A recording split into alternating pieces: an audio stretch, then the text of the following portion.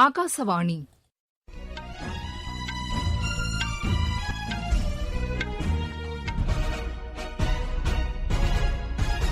செய்திகள் வாசிப்பவர் வாணி ஸ்ரீராம். தலைப்புச் செய்திகள்: நாட்டை ஜாதி மதத்தின் பெயரால் பிளவுபடுத்த எடுக்கப்படும் முயற்சிகளை ஒருபோதும் அனுமதிக்க முடியாது என்று பிரதமர் திரு நரேந்திர மோடி கூறியுள்ளார்.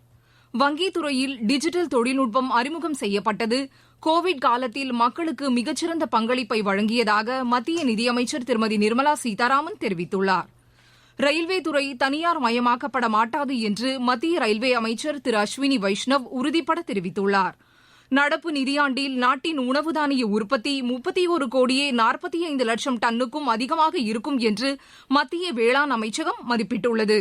உலக புகழ்பெற்ற உதகை மலர் கண்காட்சியை தமிழக முதலமைச்சர் திரு மு க ஸ்டாலின் இன்று தொடங்கி வைத்தார். இனி விரிவான செய்திகள்.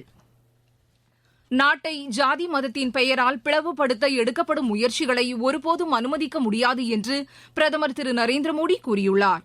பிஜேபி தேசிய நிர்வாகிகள் கூட்டம் ஜெய்ப்பூரில் இன்று தொடங்கியது.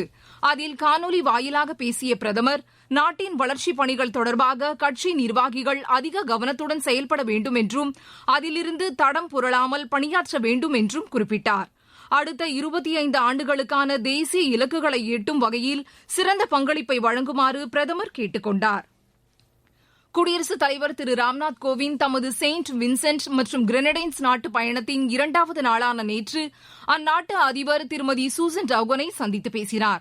இரு நாடுகளுக்கு இடையே தகவல் தொழில்நுட்பம், மருத்துவம், கல்வி, சுற்றுலா, கலாச்சாரம் போன்ற துறைகளில் ஒத்துழைப்பை மேம்படுத்துவது தொடர்பாக இருவரும் முக்கிய பேச்சுக்கள் நடத்தினர். வரி வசூல் தொடர்பான தகவல்களை பரிமாறிக் கொள்ளுதல், வளர்ச்சி திட்டங்கள் ஆகியவை தொடர்பான இரு புரிந்துணர்வு ஒப்பந்தங்களும் கையெழுத்தாகின.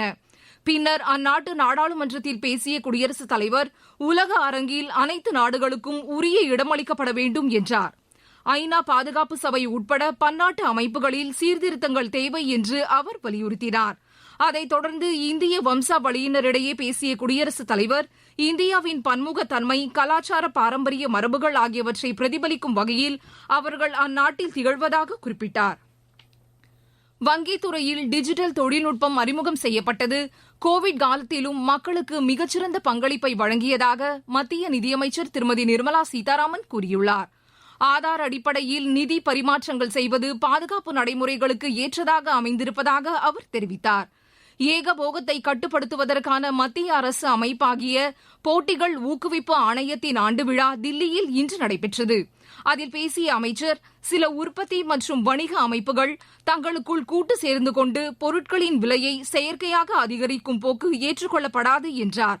எந்த துறையிலும் ஏகபோகத்திற்கு இடமளிக்கப்படாது என்று அவர் உறுதியளித்துள்ளார். ரயில்வே துறை தனியார் மயமாக்கப்பட மாட்டாது என்று மத்திய ரயில்வே அமைச்சர் திரு அஸ்வினி வைஷ்ணவ் உறுதிபட தெரிவித்துள்ளார். சென்னை ரயில் பெட்டி தொழிற்சாலையில் உருவாக்கப்பட்டு வரும் நவீன வசதிகள் கொண்ட உயர் வேகத்துடன் கூடிய வந்தே பாரத் ரயில் பெட்டி தயாரிக்கும் பணிகளை அவர் இன்று பார்வையிட்டார்.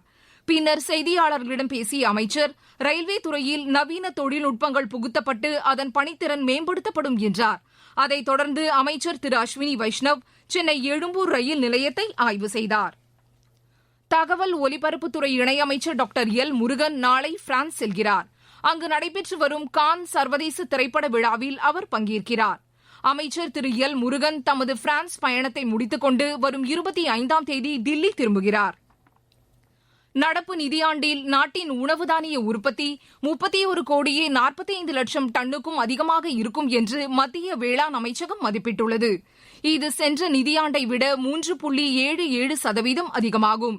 சென்ற ஆண்டும் அதற்கு முந்தைய 5 ஆண்டுகளின் சராசரி விளைச்சலை விட 2,38,00,000 டன் கூடுதல் உணவு தானியங்கள் உற்பத்தி செய்யப்பட்டதாக வேளாண் அமைச்சகத்தின் 3வது சுற்று மதிப்பீடுகள் கூறுகின்றன.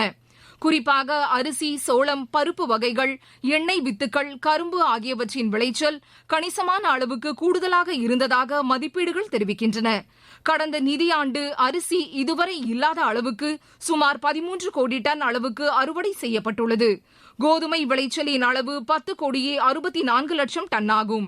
நீங்கள் கேட்டுக் கொண்டிருப்பது ஆகாசவாணியின் செய்தி அறிக்கை.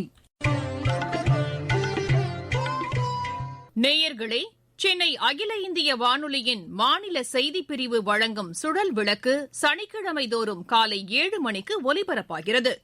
நடப்பு நிகழ்வுகளின் கட்டுரை வடிவிலான இந்த பகுதியில் நாளை இடம்பெறுகிறது தக்காளி காய்ச்சலுக்கான விழிப்புணர்வு தேவை குறித்த ஒரு பார்வை.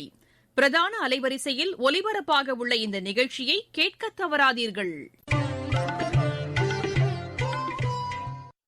உலக புகழ்வாய்ந்த உதகை மலர் காட்சி கண்கவர் மலர் அலங்காரங்களுடன் இன்று தொடங்கியது. முதலமைச்சர் திரு மு க ஸ்டாலின் அங்குள்ள அரசு தாவரவியல் பூங்காவில் இதனை தொடங்கி வைத்தார். இக்கண்காட்சியில் 5 லட்சம் மலர்களால் வடிவமைக்கப்பட்ட அலங்கார சிற்பங்கள் இடம்பெற்றுள்ளன. துலிப், லில்லி, மேரிகோல்டு என 275 வகையான பல்வண்ண மலர்கள் பார்ப்போரை பரவசப்படுத்தும் வகையில் பூத்து குலுங்குகின்றன. மலர்காட்சி மாடத்தில் கொய்மலர் அரங்கு அமைக்கப்பட்டுள்ளது. நீலகிரி மாவட்டத்தின் பழங்குடி மக்களான தோடர், இருளர், குறும்பர், பணியர், கோத்தர், காட்டு நாயக்கர்கள் ஆகியோரை பெருமைப்படுத்தும் வகையில் மலர் அலங்காரங்கள் செய்யப்பட்டுள்ளன. சுமார் 1 லட்சம் கார்னேஷன் மலர்களை கொண்டு தமிழ்நாடு வேளாண் பல்கலைக்கழக ஆராய்ச்சி கட்டிடத்தை போன்று ஒரு மலர் அலங்காரம் செய்யப்பட்டுள்ளது. உதகமண்டலம் நகரம் உருவாக்கப்பட்டு 200வது ஆண்டில் அடியெடுத்து வைப்பதை நினைவு கூறும் வகையில் ஊட்டி 200 என்று மலர்களால் உருவாக்கப்பட்ட பிரம்மாண்ட வடிவமைப்பும் அதில் காணப்படுகிறது.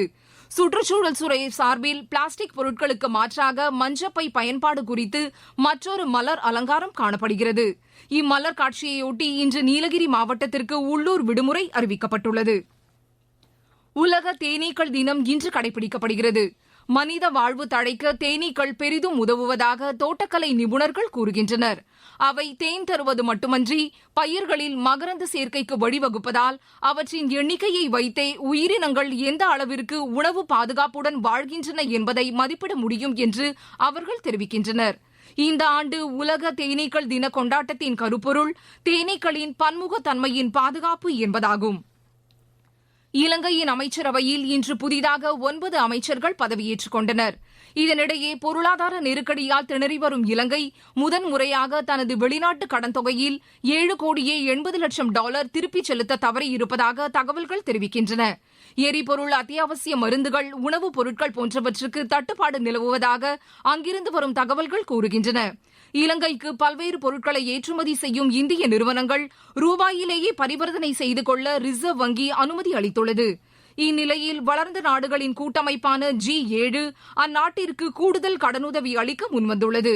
இதனை தாம் வரவேற்பதாகவும் உலக நாடுகள் இலங்கைக்கு உதவுவதன் மூலமே பொருளாதார சிக்கலிலிருந்து விடுபட முடியும் என்றும் அங்கு புதிதாக பொறுப்பேற்ற பிரதமர் திரு ரணில் விக்ரமசிங்கே கூறியுள்ளார். காவிரி நீர்பிடிப்பு பகுதிகளில் பெய்து வரும் கனமழை காரணமாக மேட்டூர் அணைக்கு நீர்வரத்து அதிகரித்துள்ளது. இன்று காலை நிலவரப்படி வினாடிக்கு 50,000 கன அடி தண்ணீர் வந்து கொண்டிருப்பதாக நீர்வளத்துறை அதிகாரிகள் தெரிவித்துள்ளனர். இதன் காரணமாக அணையின் நீர்மட்டம் தொடர்ந்து அதிகரித்து வருகிறது. இன்று காலை நிலவரப்படி அணையின் நீர்மட்டம் 112.77 அடியாக உள்ளது. ஒரே நாளில் நீர்மட்டம் 1.67 அடி உயர்ந்திருப்பதாக எமது செய்தியாளர் தெரிவிக்கிறார். தற்போது அணையின் நீர் இருப்பு 82.4 TMC ஆக உள்ளது. நீர்பிடிப்பு பகுதிகளில் பெய்து வரும் மழை காரணமாக நேற்றைய தினம் வினாடிக்கு 235 கன அடியாக இருந்த நீர்வரத்து இன்று 277 கன அடியாக அதிகரித்துள்ளது. இதன் காரணமாக அணையின் தற்போதைய நீர்மட்டம் 130.65 அடியாக உயர்ந்துள்ளது. கள்ளக்குறிச்சி மாவட்டத்தில் உள்ள பெரியாறு நீர்வீழ்ச்சியில் தண்ணீர் ஆர்ப்பரித்து கொட்டுவதால் அங்கு வரும் சுற்றுலா பயணிகள் மகிழ்ச்சி அடைந்திருப்பதாக எமது செய்தியாளர் தெரிவிக்கிறார். கல்வராயன் மலைப்பகுதியில் பெய்து வரும் மழை காரணமாக அங்குள்ள பெரியாறு நீர்வீழ்ச்சிக்கு தற்போது நீர்வரத்து அதிகரித்துள்ளது. தாய்லாந்து ஓபன் பேட்மிண்டன் போட்டியின் காலிறுதி சுற்று ஆட்டத்தில் இந்தியாவின் PV சிந்து இன்று பங்கேற்கிறார். பாங்காக்கில் நடைபெறவுள்ள மகளிர் ஒற்றையர் பிரிவு ஆட்டத்தில் அவர் ஜப்பானின் அகேனே யமகுச்சியை எதிர்கொள்கிறார். IPL கிரிக்கெட் போட்டியில் இன்றைய ஆட்டத்தில் ராஜஸ்தான் சென்னை அணியை எதிர்கொள்கிறது. மும்பையில் நடைபெறவுள்ள இந்த போட்டி இரவு மணி 7:30க்கு தொடங்குகிறது. மீண்டும் தலைப்புச் செய்திகள். நாட்டை ஜாதி மதத்தின் பெயரால் பிளவுபடுத்த எடுக்கப்படும் முயற்சிகளை ஒருபோதும் அனுமதிக்க முடியாது என்று பிரதமர் திரு நரேந்திர மோடி கூறியுள்ளார். வங்கித் துறையில் டிஜிட்டல் தொழில்நுட்பம் அறிமுகம் செய்யப்பட்டது கோவிட் காலத்தில் மக்களுக்கு மிகச்சிறந்த பங்களிப்பை வழங்கியதாக மத்திய நிதியமைச்சர் திருமதி நிர்மலா சீதாராமன் தெரிவித்துள்ளார். ரயில்வே துறை தனியார் மயமாக்கப்பட மாட்டாது என்று மத்திய ரயில்வே அமைச்சர் திரு அஸ்வினி வைஷ்ணவ் உறுதிபட தெரிவித்துள்ளார். நடப்பு நிதியாண்டில் நாட்டின் உணவு தானிய உற்பத்தி 31 கோடியே 45 லட்சம் டன்னுக்கும் அதிகமாக இருக்கும் என்று மத்திய வேளாண் அமைச்சகம் மதிப்பிட்டுள்ளது. உலக புகழ்பெற்ற உதகை மலர் கண்காட்சியை தமிழக முதலமைச்சர் திரு மு க ஸ்டாலின் இன்று தொடங்கி வைத்தார். இத்துடன் இந்த செய்தியறிக்கை நிறைவு பெற்றது.